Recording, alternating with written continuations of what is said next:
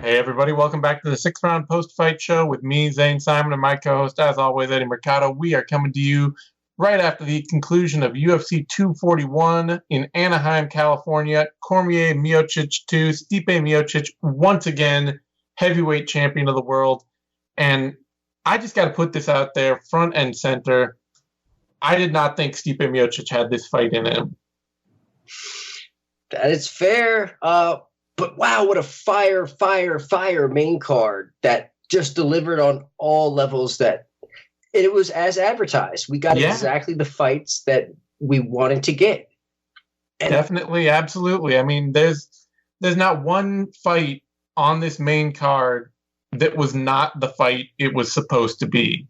Even Brunson Heinisch was, it was better than advertised, if for no other reason than Derek Brunson turning in the best, most complete striking performance of his career. Yeah, absolutely. The cleanest striking performance for damn sure. Mm-hmm. But yeah, overall, man, I couldn't be more pleased with this. I mean, it was just epic. The main card was epic, and the prelims were just that. They were prelims.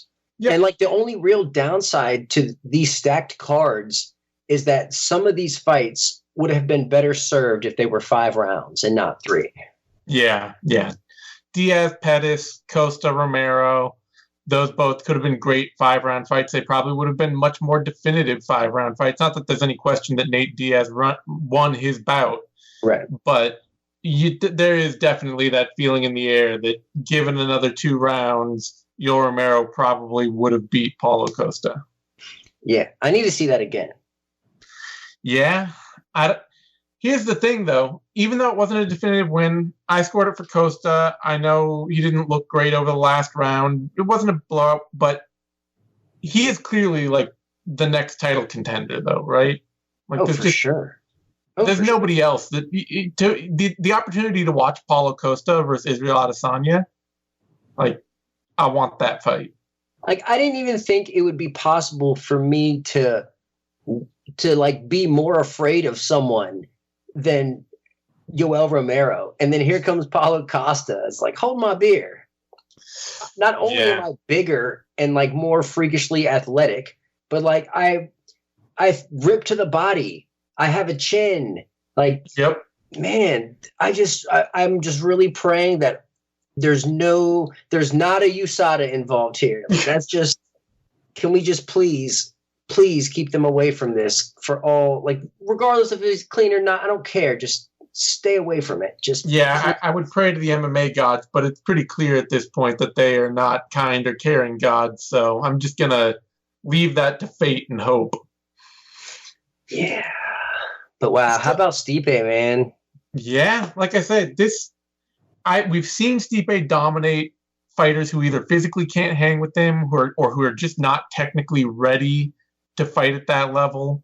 We have seen him annihilate people in 1 round, but like, this is the first big elite top class heavyweight, great athlete, every bit as technical as him, that Stipe has actually had to just fight and fight back and fight hard to lose large portions of the fight and find a way back in it to win. And it's remarkable. Like, you have to give a ton of credit to him before, because we haven't seen it before. We've seen him come up short in those kind of fights, or like one time against the first JDS fight. Yep. Like, he really had to fight his hardest, and it wasn't enough then. Yep. But man, he completely, I don't know if it's like a corner thing or if he did this on his own, but he just completely switched up his game plan and just aggressively started to attack the body. And like, I honestly don't believe that Cormier was expecting him to just repeatedly punch the liver, just repeatedly. Nope. Like, Cormier was convinced that something was coming high, but like, it didn't until it did, until he was so committed to blocking to the body. And then it was the beginning of the end. It's also a little wild to me. Like, I almost wonder if it's one of those things where I know you never want to be the corner that tells a fighter he's ahead when they're losing. But I do have to wonder if it wouldn't have been worth telling Cormier at some point early in this fight, like, you are winning this fight. you have this fight in control. Because even after the first round, he sounded really worried that this fight was slipping away from him. Yeah, but I mean, I have to believe that his coaches know him. Through and through. And I don't know. I think I believe that they said what they thought was best to rally their fighter. And Cormier was doing good out there. Like he was just getting hit and tagged way more than his corner was wanting him to, but like he was doing pretty well. Oh yeah, I mean, you can even I'm like looking at stats right here in front of me, and Daniel Cormier still outlanded Stipe Miocic 181 to 123. You know? Yeah. Like, it's just Stipe had more sting on his. Yeah. He almost, Stipe Miocic was barely on his way to outlanding Cormier in that fourth round when the TKO happened. Like, without the flurry that ended it, Cormier still would have probably been up on significant strikes in that round. Which is crazy, because, I mean, those body shots were way more significant than a lot of the things that Miocic was getting hit with. And credit to Miocic's chin for being able to take all those punches. Yeah. Like, he took some just clean as day shots. Just doesn't get any cleaner. And, like, the same punch that knocked him out in the first fight, he was able to eat several times in this one. Yeah, I kind of got to wonder if, like, Cormier didn't bank on that a little. And because he was looking tired by the time by the time the fourth round came, Cormier was the more tired fighter in the cage. It was really after that lifting slam that Cormier did that his gas tank just kind of left him after that. Yeah, but it's also you also got to look at, like, he threw 100 strikes in the third round. He threw 85 in the second and 83 in the first. Like, that's crazy at heavyweight. I think he expected to melt Stipe sometime early in that, pushing that kind of pace. Yeah, because Stipe does stand there. He is there to be hit. Oh yeah. But his chin just showed up tonight. Yep. Absolutely. Great win for Stipe. I don't know. I don't even know if this killed any potential fights for the UFC. I've heard some things lately. Like I saw somebody postulating recently that they haven't seen USADA updated for a couple of weeks now, which usually only happens if the UFC is trying to hide somebody that they don't want people to know about. Like they'll do it for like tough winners, or if there's somebody they've signed that they don't want people to get word of, they'll stop publishing the USADA data for a little while.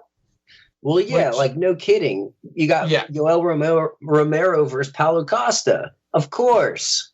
Like, of course. If there was ever a time to stop updating USADA, it's now. I think what people are more driving at was the idea that maybe they've actually renegotiated something with Brock Lesnar in the hopes that Cormier had won. But I mean, yeah, there's a possibility. But Dana White seemed pretty well. Never mind. Who cares? I have to stop myself right there. Either way, I do wonder. Like, one of the things we were talking about before this fight happened was, like, what is the big fight at heavyweight if Miocic wins? And there isn't an obvious one, Well, there's you have two possibilities. You got Ngannou, who is just on this 3-fight murdering spree. The rematch is, of course. Even though he got completely served and owned in the first fight. But the dark horse option is Walt Harris, who's been quietly marching his way up and has a huge fight coming up. And if he gets through that, then why can't he challenge for a heavyweight title? Yeah, he could. It's just, it's one of those things where DC is the guy with the rivalries. He was the one who, he had Jones out there. He had Brock Lesnar out there. They don't really have a game. Like, for Stipe, it's just going to be whoever is the next guy in position, which is fine. Unless they can convince Brock to fight him, if that's even a possibility. Yeah, I don't know. Because other than that, I mean, you can't, you can try to go with the Ngannou draw, but Stipe isn't going to be a draw. And that's just is what it is. Yeah, it's just it. It's just the plain and simple facts of it. It's like you might have to just think outside the box and team up with the bare knuckle gig and try to get him in a bare knuckle fight or something. I don't know. This is what I was saying, is that the heavyweight that wants the next title shot, they got to go out there and become an arsonist. Just start lighting stuff on fire. You know? Yeah. You got to draw some publicity somehow. Bring the angle. But for that, Nate Diaz beat Anthony Pettis, and great performance from Diaz, and kind of a shocking rally from him, because even he admitted that he burned through his gas tank and gassed himself out early in that fight. You could see there was that moment where, like, he's rubbing his eye, he's looking slow, he's taking deep breaths. The ref comes in and checks him. And I don't know what the miracle is there. Maybe it's just all the triathlon training. Maybe it's the weed. Maybe there's something, some other undiscovered process out there that we don't know about. But he poured it on Pettis after that quick break. I mean, it's just how he fights. That's how Nate Diaz fights. Like, I picked Nate Diaz to win in the third round. That was my call going in. Yeah. Just because how he just builds and builds and builds over the course of a fight and just doesn't get tired. And the fact that Pettis his body has been increasingly failing him in fights, despite him just being as tough as they come, his body is still just, the wheels are literally falling off of Anthony Pettis. So I didn't expect him to make it through the third round, and he almost didn't, because Diaz was really pouring it on. Those knees in the clinch were just brutal, and he just wouldn't stop. And I don't know how, but like when Pettis dropped down after the knees, and Diaz was like, "Okay, we're going to grapple here."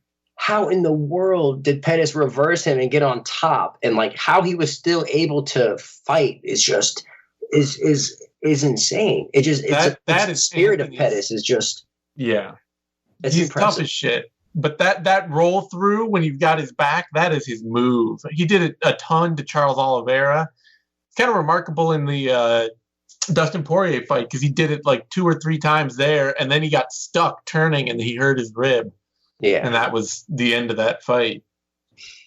Yeah, but I mean, I definitely expected Diaz to pour it on and start overwhelming him. But that first round wasn't promising, that's for sure. No, like that's the thing, is it surprised me, and it sounded even to Nate, like it surprised him how tired he got, and then to rally back from that. Because people were like, "Oh, it's rope-a-dope and all that and whatever." And then he gets to the post-fight interview. He's like, "I was training. I switched up my training to fight a 3-round fight, and I got really tired really early, and I'd probably fight better over 5 rounds." And it was, he was getting bombed on there in the first round too. Yeah, Pettis was ready to counter. He looked awkward. He looked, I know Dominic Cruz says ring rust it's all in your mind, but he looked rusty. And then he found his footing, and it was all downhill for Pettis from there. Yeah, it was a great fight, though. Definitely just an epic fight that might have gone completely different a long time ago. But, it is what it is. Pettis is in a tough spot. He's trying to make this resurgence at welterweight. It looked like it was going to be a thing. And then Nate Diaz shows up and came and took his spot. Yeah, I'd still kind of love to see Pettis go out and fight Robbie Lawler, though. Yeah, there are plenty of fights for Pettis out there. There's so many just dream fights to make, and I really hope they continue that theme with him, because that's kind of what they're doing. Yep. For Diaz, though, man, he made the UFC's job super easy. For a dude who never wants to fight anyone except for like the hugest money fights available, they must have been thanking their stars he called out Jorge Masvidal. Absolutely. And I think it's just a testament to the Diaz brothers and the way they roll. Yeah. They've always been the type to want to fight guys who will actually fight them. They like fighting fighters, not competitors. The same is true for Nick Diaz. It always has been. They respect the fighters, like the guys who are coming to bang, not the guys who are coming to lay on you. Like, if you're going to be on the ground, you better be punching or looking for submissions, or you're not going to get their respect. So it's a very ballsy call out. I understand it, and it makes tons of sense. Not only because, like Diaz said, Masvidal is a G, he's a real fighter, but also winning that fight puts him in title contention. So Diaz could actually be setting himself up for a title run, as crazy as that sounds. I mean, when you have the clear draw that he does, like he was the needle mover of this pay-per-view card. Yeah. It does not take a lot of wins to get you in title contention. You know, Conor McGregor punches another old man in the bar, and the UFC might put a belt on him. Man, Nate Diaz, I couldn't be more proud of this guy. Yeah. For coming out of his brother's shadow the way he has, and even larger than his brother now. It's mind-boggling, and like it's good to see. It's great. I hope they make that. I hope they're putting pen to paper on that Masvidal fight right this second, because there's no way. There's nobody who doesn't want to see it. You saw they cut to Masvidal after that. He's like jumping and clapping, and he just could not have been more happy to hear that. Like, because that's a payday. Like, Diaz is about his money, and he will make a stink about it if he's not getting paid. And Masvidal will sit there and do the same thing. Yep. They're going to get paid, and I love it. And I hope it's a headline. I hope it's a 5-rounder. Yeah. But yeah, that's going to be great. The only problem will probably be if Diaz demands to be on pay-per-view, because then they're only headlining pay-per-views with title fights. It would be a fantastic ESPN headliner for an ESPN card, but like honestly, Diaz is one of the people that you should be putting on pay-per-view at this point. He should be headlining a pay-per-view. Well, credit to him for swallowing his pride and being a co-main event. Yeah. I'm a little surprised, honestly. Like he just handled it pretty professional. Yeah. Despite not showing up to the face-off or whatever he missed. Yeah, no kidding. Like that kind of stuff really shows that like the UFC is understanding this is the guy who's going to help bring buys to this event, and they're not even headlining a card with them. And it's kind of this whole pay-per-views are only for title, or title fights are always headlining pay-per-views thing puts them in a weird situation with dudes like Diaz and McGregor, who are clearly two of their biggest draws, and both don't have belts. Yeah. You got to really start looking at that 65-pound title. Yeah, no kidding. All right, that brings us to a middleweight bout. Paulo Costa, Yoel Romero, as advertised, just two super muscly dudes wailing this was each other. Everything that we wanted it to be. Mm-hmm. Everything we wanted it to be. It had the drops. It had the effort. It had the just big meaty guys just flinging themselves at one another in the most violent sort of ways. It had bravado. It had blood. I mean, man, this was great. This really did it for me. And it's really kind of awe-inspiring to see two dudes who are that jacked and who aren't dead tired, or who are even if they get dead tired within 5 or 10 minutes, are composed enough to fight through it, you know? Yes. It's great to see. Yeah. Like they don't wilt because they're tired. They just dig deep and try harder. Mm-hmm. And that's scary. That's so scary. Man, I wish this were 5 rounds. I need to see it again. I would watch this every day. Yeah. I mean, Yoel Romero, he just does that to fights. It's hard to think of a Yoel Romero fight in recent history where you're like, I could see him fight that dude 10 more times. This is true. You know? Wow. It's like, it's a freak show fight, but like a legit top tier middleweight matchup at the same time. Yeah. It's the championship status that every freak show, every freak dreams that they can someday go legit and be like the king freak. Yep. And Costa has a chance to do it. Yeah. Man, the way he throws his punches is just so violent. Yep. And his pressure is just constant. And his takedown defense, when the few times that Yoel did go for a takedown, well, he did get the takedown in the second, but that very first takedown attempt, like that told me a lot. I was like, uh-oh, if it was that hard for Romero to get that takedown, it might have been a long night. And he kind of just abandoned the takedown altogether. Yeah. He was just content to kind of Tyron Woodley and himself through the fight. And, if Costa is, if he's heading towards a title shot, how much does takedown defense really matter against Robert Whittaker and Israel Adesanya? No, it doesn't matter much of any, but it was still good to see. Yeah. It's definitely good to see as a complete fighter who doesn't have much defense and who throws those kind of hammers is also just that stupidly tough and driven that he will fight. He'll fight off the takedown. He's not breaking mentally when things go against him. He's in that fight for every second of it. I am 100% okay if he gets that Adesanya Whitaker winner. Yeah. He looks the part. He fights the part. He's tough as shit. Excuse my language. You can't get any more like poster boy for cage fighting than this guy. Of course, you said that USADA has not been updating. Yeah.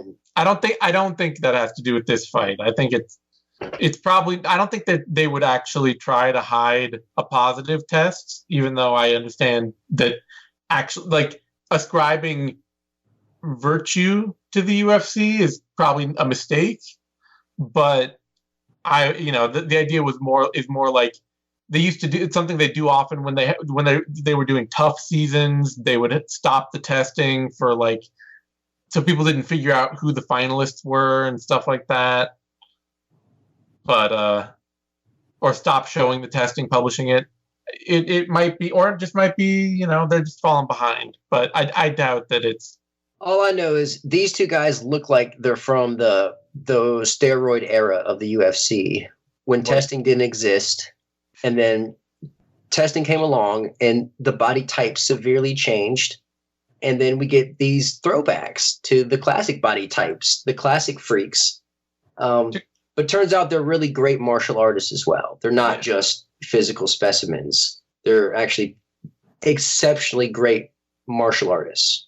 To quote Goldberg era Rogan, if you built a fighter in a lab,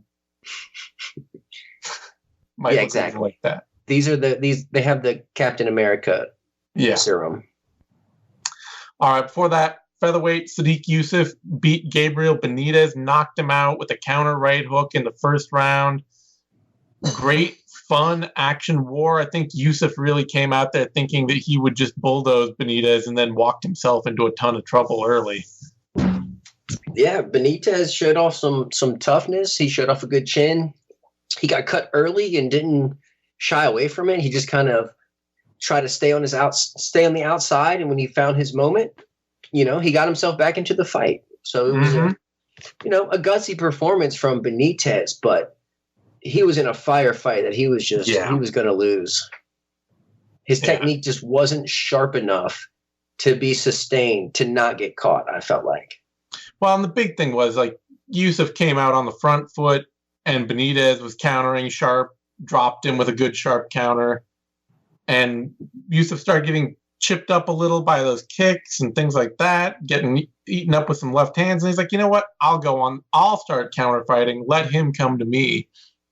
And Benitez started getting confident, and then he walked into Youssef, and Youssef is just that little bit, more powerful a puncher, but really, because Benitez stepping in on the strikes, and he ate that counter shot just like Youssef did, but Youssef was able to rally back, and Benitez was not. Yeah, much more crisp and explosive with that punch and power. It's very scary, and a lot more of an arc on his punches than Benitez was throwing. And Youssef is tough, man. I remember James Vick was telling me about him, and I was like, yeah, I was listening and I believed him, but then I actually saw him fight, and I'm like, wow, this dude is he's scary. He is scary, explosive. For featherweight, this dude packs some power. Yeah, he packs some serious power. Especially he's coming out like he did in this fight, just no respect for his opponent, chucking heat. That's fun to watch. Yeah. It'll be interesting to see as he marches up that division and gets some bigger fights. Benitez was just kind of like the right launching pad of a mid-division action veteran who's going to test you, who's going to make you mind your P's and Q's a little. But after a win like that, you might start fighting some of the, Josh Emmett, Arnold Allen, some of the more composed, well-rounded, diverse guys that Youssef can still be a problem walking him down, but it'll be a whole multi-level game plan he's got to deal with. I want to see him fight Shane Burgos. Yeah, that'd be That fun. would be a banger. Absolute banger. Absolutely. I think, let me see, what was I thinking for Sadiq Yusuf? I was thinking Dan Ige, maybe. Yeah, another banger. Guys who just like to throw their hands. Yeah, both a lot of fun fights out there for him. For that middleweight bout, Derek Brunson beat Ian Heinisch, and Heinisch has always been kind of skating through. Well, always. He's only had 2 middleweight fights. This was his 3rd. But he's skated through really in those first 2 with just like being tough as hell, being game as hell, being a great scrambler, just going after people. And Brunson finally shows up as like just a really composed fighter that Heinisch could throw himself against all fight and not break. Yeah, and this is crazy because Heinisch was so close. Like, he looked strong out of the gate. He landed that head kick that rocked Brunson, and it's like, oh, here we go. Mm-hmm. Like, this is it. This is Brunson's gonna Brunson here. And Brunson is not a fighter known for his great composure over multiple rounds. No, like, not the opposite. He's like least known for that, if anything. Like, who has been ranked longer, but like the most sloppiest? Derek Brunson.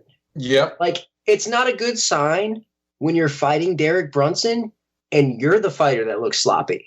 Yeah. Like, Heinisch has such a great inspirational story behind him, but it's like his luck kind of ran out tonight. Yeah, this is the wake-up call that, I mean, you knew sooner or later that it was going to be like, you're going to have to tighten up your game. You can't just only throw huge overhand rights into takedowns from way far away and then scramble out of bad positions forever. Yeah. Like, they can't be your entire game. But he kept getting sucked into the grappling exchanges. Yeah. Well, he thought he could win them. Yeah. Well, how much of this are you going to credit Henry Hooft? And how much are you going to just credit Derek Brunson? At the very least, it being Brunson actually taking seriously the idea that he needs coaching for the first time, apparently ever. Like, I don't necessarily know that it's down to Hooft as much as just is anyone. Like, going from being a high-level pro for as long as he was, and finally turning and saying, maybe somebody else should be looking at what I'm doing at all. Almost anyone probably would have helped, Yeah, and I mean, I know he's brought guys in, and I know guys that have trained him, but actually, like, joining a camp and like removing yourself from your comfort zone and having a head coach and really having just people doing it, scout your opponents for you and tell you, you need to be looking at these aspects of your game and these aspects of this fighter you're approaching and things like that. Like, I think that obviously for somebody who's been so mentally sort of all over the place in fights as Brunson has, like, you got to credit that for just having a really big calming influence on him, like feeling prepared in that way. Yeah. Because I mean, the better strikes were coming from Brunson. Like, he was throwing at a reserved but calculated pace. He wasn't overextending on his strikes. And it was the cleanest performance that I can really remember from Brunson. Oh, yeah. Ever. Definitely. Despite him getting clocked senseless there in the opening moment of the fight. Yeah. Great win for him. Great fight for him. Keeps him right in the middle of that top 10 at middleweight, where there's always going to be somebody who needs a fight against somebody with a number next to their name. And Derek Brunson is going to be that guy. Yeah, he is the gatekeeper to the elite. I wouldn't even mind seeing him get another chance at like another top 5 guy, like Kelvin Gastelum or something. Just, give him another shot. He's making these changes. He's trying to reform his career. Let him see if he's. I think we should let him gatekeep one more time and see him again. Yeah, let him fight Krzysztof Jotko. Yeah, there you go. I'm fine with that. I can see it. Or what's Jared Cannonier doing? He's about to fight Jack Hermanson. Ooh. And the winner of that fight will probably be right up in that top tier mix. He could fight the winner of that fight, honestly. I mean, that'd be fine. Ooh. Sure. Yeah. All right. That brings us to the prelims and a lightweight bout, comma-worthy Devontae Smith. And, man, rough loss for Smith. Great win for Worthy. And I can't help feeling like the friends fighting angle might have got to Smith. Oh, yeah. Well, first off, there was a couple opponent changes for Smith. Yeah. So we already had that working against him. Yeah. Then he ended up getting a friend as his opponent. Yep. Then he ends up showing tons of respect in the fight. Yep. And then he ends up getting knocked out because of it. Yeah. He could just right before the knockout to his corner screen, he like high fives Worthy and his corner screen. I'm like, don't do that. And just immediately afterward knocked out. It's just like, yeah, you know, maybe his head was not in this. No, and I don't know. I'm against friends fighting. Oh, like, yeah. If it's for the UFC belt, cool. But man, that's tough fighting someone that, and like, this isn't like, they're not just like casual training partners. Like, these guys are legit homies. Yeah. Things get weird. I don't know. I hope they stay friends after this, but I'm sure they will. But Smith still has yet to reach the scorecards for better or worse in his professional career. So yeah, the thing is, just even after this too, we really don't know that much about Smith's game other than his ability to throw really straight, hard counter shots, like counter 1-2s. Well, we know he can be finished. Yeah, we know he can be finished. We know that now. For Comma Worthy, though, you know, like he said, he's 33. Devontae Smith can get better. He needs to get paid. Yeah. I mean, he killed it on the mic afterwards. Yep. I think he talked his way into a post-fight bonus, aside from being the first finish on the card. Mm-hmm. But, I mean, it's not like he didn't look like a world beater out there, that's for dang sure. He looked like someone just making the most of an opportunity. And it just goes to show when the UFC comes calling, you're better off just kind of saying yes, and then whether or not you're ready or not is after the fact. Because things like this he's a good, fun, hair-trigger counter fighter. Loves to throw volume off of his opponent's offense, and he'll be doing that whoever he fights. He'll be fun whoever he fights. But yeah, I mean, it might be a mid-card action fighter kind of thing for, you know, off of that game. Yeah, it'll be fun. It'll be fun. For Smith, though, this is definitely, you know, maybe hopefully for him it's just the friend thing. Otherwise, it's a setback. Like, you met somebody who knew your game a little bit, and they kind of blew you open, you know? Yeah. Curious to see how he'll bounce back from this, but yeah. We'll see. For that much, much bigger fight, Corey Sandhagen beats Rafael Assunção. And, man, Henry Cejudo needs to get his body right, because we now have 3 title challengers in this division, and somebody's got to get that shot at the belt. Yeah, it's getting nuts. And I'm getting that feeling of an interim title coming. I really am. Mm-hmm. As lame as that is, like, you're going to have an interim title when you have one guy holding up 2 divisions? Yeah. Man, I don't have enough time to talk about that and how much I hate it. But yeah, man, this division is stacked, first of all. Mm-hmm. Like, just through and through. There's so many killers, guys that hit hard, guys that can wrestle, and it's a great problem to have. It is. I mean, here's the question. Aljamain Sterling, Peter Yan, Corey Sandhagen. Let's assume that none of them are fighting Henry Cejudo in the immediate future, because Cejudo's out for the rest of the year. Which of those 2 fight each other? Probably Yan and Sandhagen. Yeah. Because they have the less amount of time in. Sterling's the veteran there who's paid more dues. You know what I want to see Sterling do at that point, if he's got to wait too? Get another fight with Marlon Moraes. I don't know. I don't think he wants to screw up his title shot. Well, the thing is, though, if he waits and Sterling and Sandhagen and Jan fight, there's no guarantee at all that Sterling doesn't just get jumped by the winner of that bout. You know? That's true, but there's a good chance that Jan and Sandhagen would be such a violent fight that they both come out super banged up. That is something to lean on. Do what? That is something to lean on. That's something that Sterling can try and hope for. Yeah. It's a good problem to have, but like something needs to happen. Yeah. There's no like good answer, but I'm down for all answers. Yeah. Bantamweight is so damn fun. Yeah. Ahead of that, earlier in the card, Drakkar Klose, Christos Giagos, lightweight bout.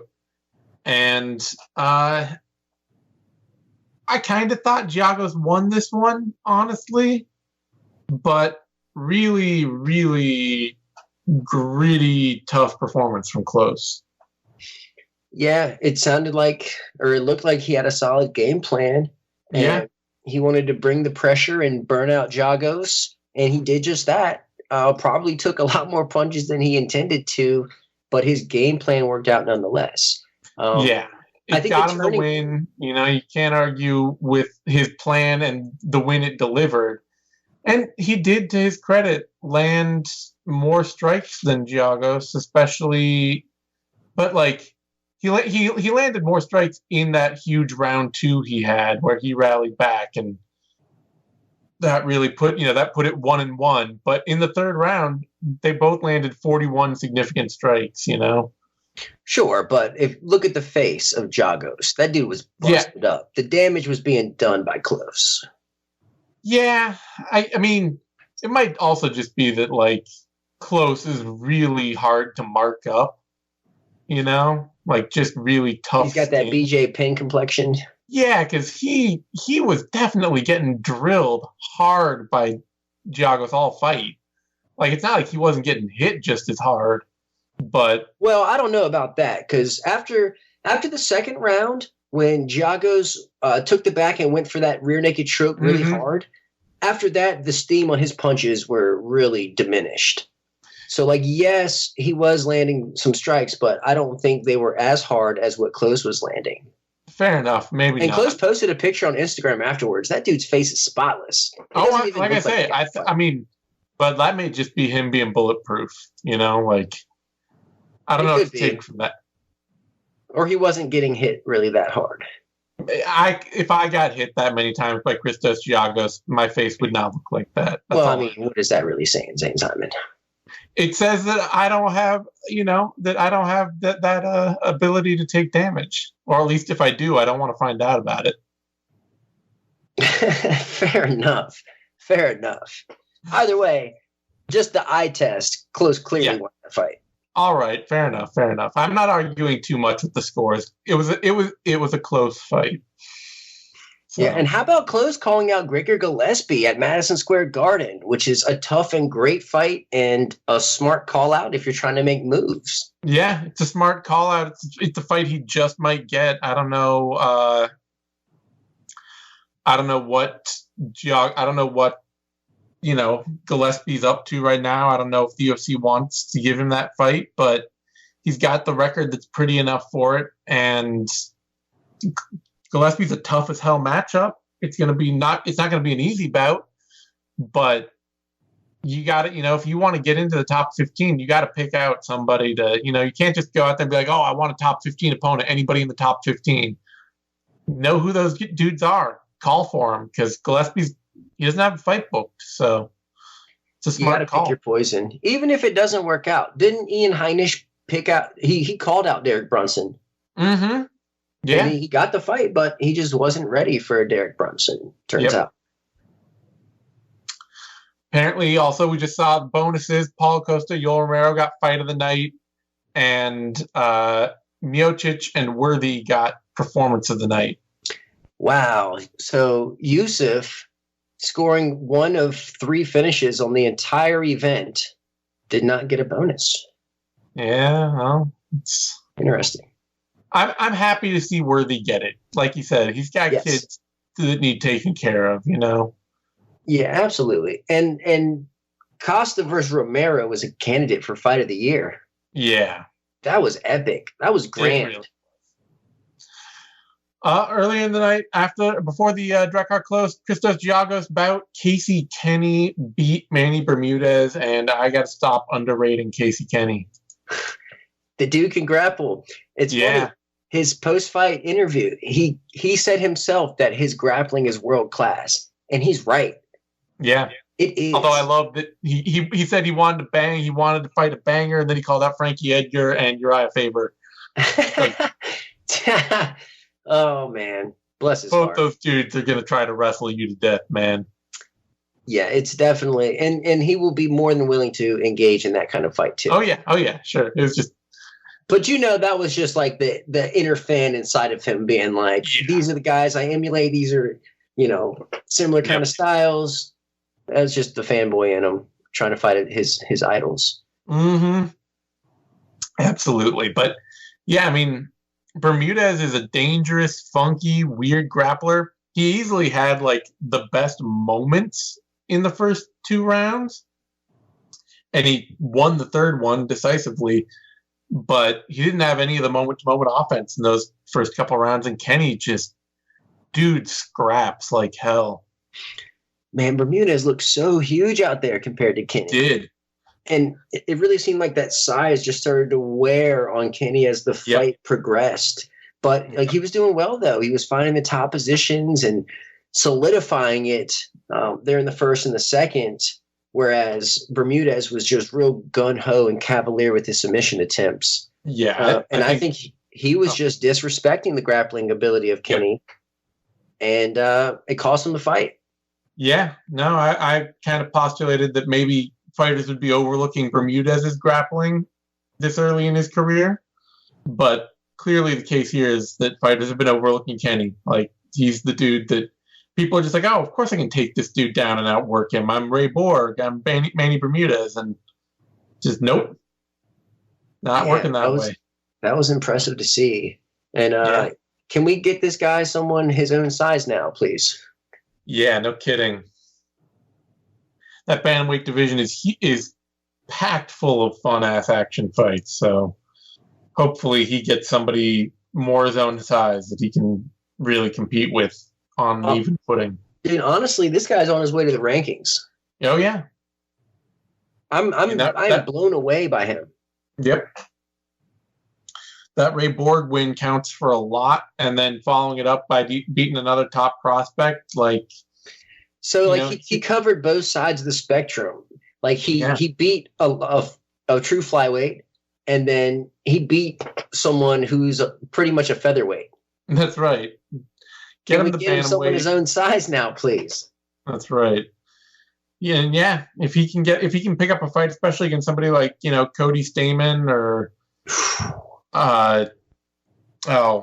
Ricky Simone or somebody like that, then he can get himself into the rankings real quick if he can get a win like that. All of those are great. There's like everybody at bantamweight is a great matchup. Oh yeah, no, that division's just full of fun fighters. That brings us to an early prelim bout. Hannah Seifers, Jody Escobel, and good, solid, straightforward win from Seifers. Just outworked Escobel a bit each round. Not overly thrilling otherwise, but, fine. I would say the lamest fight on the entire card. Fair enough. Yeah. This fight didn't do it for me. I didn't really like it.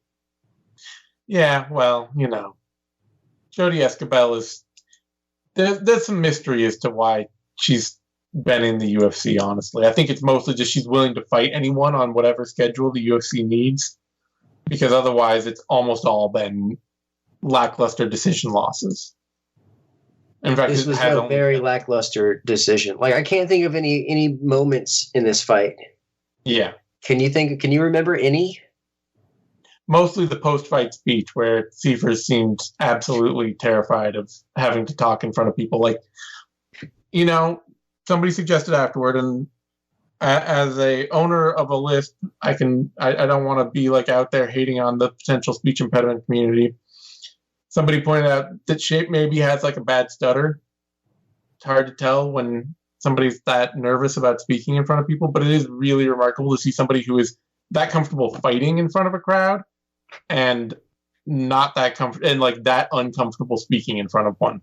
I mean, that's public speaking is the number one fear. Second, number two is death. Yeah. You know? It's true. Public speaking is like the worst thing ever. And it's funny because, like, you know, fans will sit here and listen to this show, but like they don't know how hard it is to actually get up here and actually talk and have a conversation. It's being recorded, like hearing your voice back. And then like it's not easy to talk in front of people. It's insanely hard. So yeah, I see it all the time. And like I make promotional videos for the local amateur fight league. And it's so crazy because the same thing, these guys, they're fighting in front of crowds in cages, but I ask them, you know, what's your name, age, where you're from, and where you fight out of. And like they freeze up and they can't do it. They're nervous. They're sweating. And I'm like, are you serious? This is crazy. It's nuts, man. It is a little, I guess it's just because, yeah, I'd much rather be speaking in front of people than fighting in front of people. So. Yeah. Yes. Same here. Yeah. I've experienced both now. And yeah, I got to say, it's much easier speaking in front of people. That brings us to the to a bantamweight bout: Kyung Ho Kong, Brandon Davis, and just man, I thought Davis after that second round. I really thought Davis had this fight in hand. He seemed like he had Kong figured out, and then Kong just came out in the third and shot at takedown after takedown after takedown. Yeah, this fight was competitive and then turned frustrating by the end of it. Yeah. Between the referee standing up the fight when it's in side control, that's like the delayed return of the mouthpiece in the second round, to Davis just giving up simple takedowns late. Like this fight was just frustrating. And on Twitter, Mookie Alexander, he tweeted out something about the takedown defense of Davis is so bad that, you know, he was losing the wrestling battle to a one-legged man. Yeah. Like that's a tough pill to swallow. I mean, I like watching Brandon Davis fight a lot. He's clearly like, you know, they talked about his insane cardio he has, but he's really mostly just, it's like he brawls incredibly well in prolonged pocket exchanges. And then whether it's from way outside or way in close wrestling or defending strikes from the outside, it's just kind of a blank slate.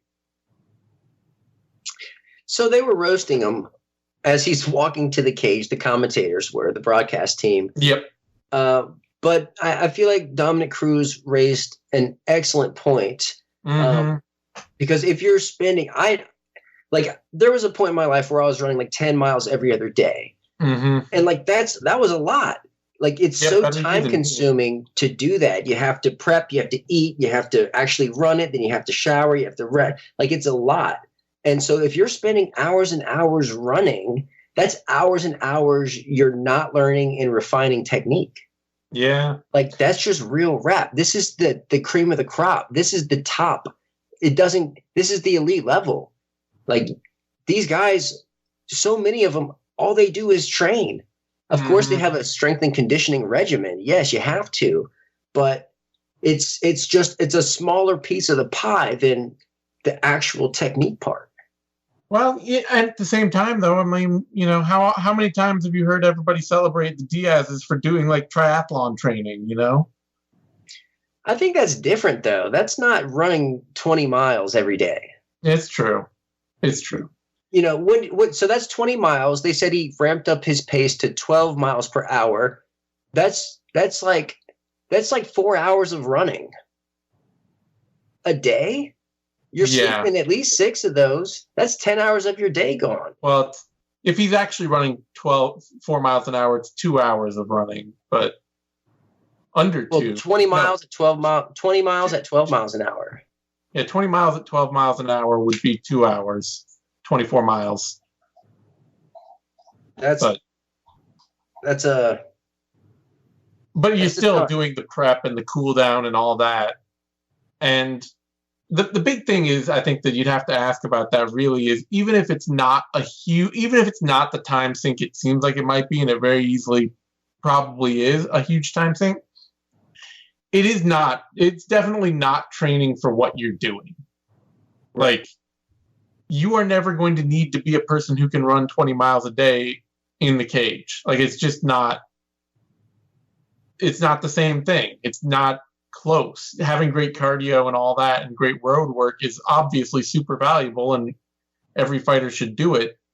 But there's great, and then there's like, well, at what point, like, what are you training to do? You know? Right. Like, it's like, is his martial arts training to improve his running? Yeah. You know, it's something to look at. Like, at first, I'm like, man, why are they they're just crapping all over his cardio regiment? But there is something to it when you can't stuff a takedown from someone whose leg has been completely battered because you kicked it repeatedly, and is supposed to be the more tired guy. So the more tired one-legged man is taking you down. Why? Because you're not supposed to be tired. It's a technique thing. Why don't you have the technique there? Because you're spending all your freaking time running. Dominic Cruz, he gave, apparently, Derek Brunson even credited him with it. He gave Brunson a wake-up call with the, like, who's your coach? What are you doing? Maybe he can do the same thing for Brandon Davis. Cruz is a real one, man. He can, and a testament to the Diaz ring rust is BS. Yeah. Cruz is like Cruz is a genius. He really is. Sometimes he can be super annoying when won't shut up about the underhooks, but the man is smart when it comes to MMA. I'm not doubting he's smart. I have my own feelings about some of the stuff he talks about and stuff like that, but he clearly has a few things that are just like perfectly right and the underhooks thing is, honestly, to me, like, he's right. Like, underhooks, that is the way you win clinch battles against the cage. It just always is. But, sure, but like, there was a point where that's like all he would say. There's a point that was all he was saying. He loves to bicker with Joe Rogan about pedantic stuff, whatever. But we're here to compliment Dominic Cruz on being right about some stuff. Yeah, and it's almost as if he would be perfect for that kind of leadership role, like the fighter mentor guy. Like, UFC, give him a job as I don't want to say chaperoning, but kind of just taking guys under his wing and schooling them to the veteran ways on how to become a world champion or close to it. I wonder if he's too competitive for that. I know. Or it's just be like, I want to beat these people. I don't want to teach them anything. I don't know, man. But he's got the wisdom. He's got the knowledge. He does, but he also clearly is like competitive to the core, So Dana White just came out and finally said that Nate Diaz is a needle mover. Good for Dana. Even broken clocks, That's right. They sold out the arena. Yeah. No, I mean, Nate Diaz, like, I saw reporters talking about it on their way in, that they saw more Nate Diaz shirts than every other fighter on the card combined. Oh, yeah. He's selling the tickets. He's the one people want to see. At some point, you got to come around to this. Like, the UFC should, they've got no reason to ever turn their nose up at anybody who's making them money. So. Yeah, I mean, that's why he's getting the Conor McGregor treatment. He was allowed to skip that obligation. Yep. All right. Final fight to talk about, women's flyweight bout. Prelim opener, Sabina Mazo, Shayna Dobson, and Mazo looked like 500% better than her UFC debut. I love this division. And yeah, she did. She looked a lot more comfortable than she did in her debut. She got right to work and totally just owned this fight. Yep. Like, she summoned her inner Anderson Silva and just put on some beautiful clinch work. So many knees to the body scored. And like, it was such a testament to her clinch control. Yeah. Her tie plum was just so savvy and just ultra effective. And those body shots really did just open up the face. Mm-hmm. Oh, this was great. And she even was getting her takedowns and got a bunch of grounded pound. She was just so dominant that she was getting 30-27s. I mean, excuse me, 30-24s. Yeah, she got a 30-24 and two 30-25s. Yeah, no, it was a great comprehensive performance. It's the kind of thing that, when she debuted, I kind of felt like, oh, this woman, she hasn't fought the competition she's fought is bad. Yeah. But she looks technically gifted. We'll see what she can do with young. it. Yeah. And then Moreau's kind of schooled her, took her to, it's just like, oh, well, you don't know how to defend a takedown. You don't know that you have to go out and put a pace on somebody. You can't just like try to let them come to you and see what happens and all that.